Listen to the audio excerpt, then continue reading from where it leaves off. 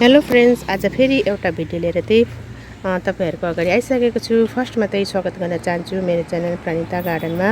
आजको मेरो जुन फ्लावर छ त्यो आज तपाईहरुलाई म देखाउँदै छु। यो अब गोदावरी फ्लावर भयो। यो विन्टर सिजनमा एकदमै राम्रो फुल्ने फुल हो। त यो अब मैले जुन घरमा कटिङ तयार गरेर लगाएको थिएँ त्यही नै फुल हो। तपाईहरुले मेरो पहिलाको भिडियो हेर्नुभयो भने त्यो तपाईहरुलाई थाहा भइसक्यो। हेर्नुहोस्, यसरी फुल्न सुरु भएको छ।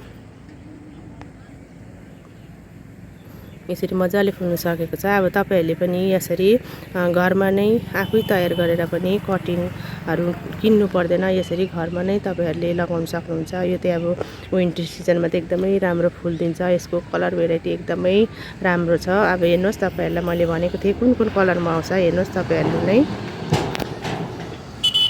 हेर्नुहोस्। नेक्स्ट अब यो आएको छ। यसरी जुन भेराइटी पनि अलग अलग आएको छ अनि कलर पनि अलग अलग आएको छ। अब कतिवटा मेरो पहिलाको कुन कुन मर्यो त्यो थाहा भएन। त्यही कारणले कटिङमा मलाई केही थाहा थिएन कुन कुन कलर हुन्छ भनेर। तर हेर्नुहोस्, यस्तो कलर आएको छ। तपाईहरुले पनि जब फुलिसक्छ तब त्यसको हाँगाहरु काट्दिनुहोस्। त्यसपछि जुन अब नयाँ ब्रान्च आउँछ त्यसलाई तपाईले कटिङ लगाउनुहोस्। यसरी नै घरमा तयार गरेर हामीहरूले कटिङ फुल अब यो गोदावरी फुलाउन सक्छौं। यो भयो मेरो। नेक्स्ट हेर्नुहोस्, यो यस्तो अलिकति ठुलो कलरमा आएको छ। यसमा अब मलहरु म घरमा तयार गरेको भन्दा पनि विशेष म सिजन फ्लावरहरुमा गाईको गोबर युज गर्छु। त्यही कारणले तपाईहरुलाई पनि म त्यही नै सल्लाह दिन्छु। जुन अब म एक्सपिरियन्स पाउँछु त्यही तपाईहरुलाई शेयर गर्दै आएको छु। अनि जुन म मलहरु युज गर्छु त्यही तपाईहरुलाई शेयर गर्दै आएको छु।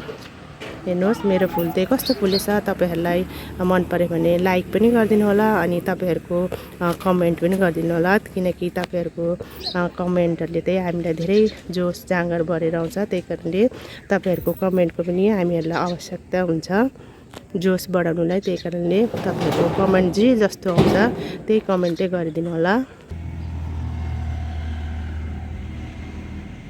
हेर्नुहोस्, यो अब सानो पम टाइपको आएको छ। सबै प्रकारको अब भएर आएको छ। अब यो व्हाइट थियो जुन अब यो मरिसक्यो।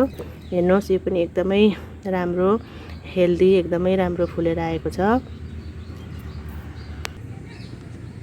हेर्नुहोस्, यो पनि पिङ्कमा एकदमै राम्रो आएको छ। हेर्नुहोस् कलर तपाईहरुलाई म एकदम नजिकबाट देखाउँछु।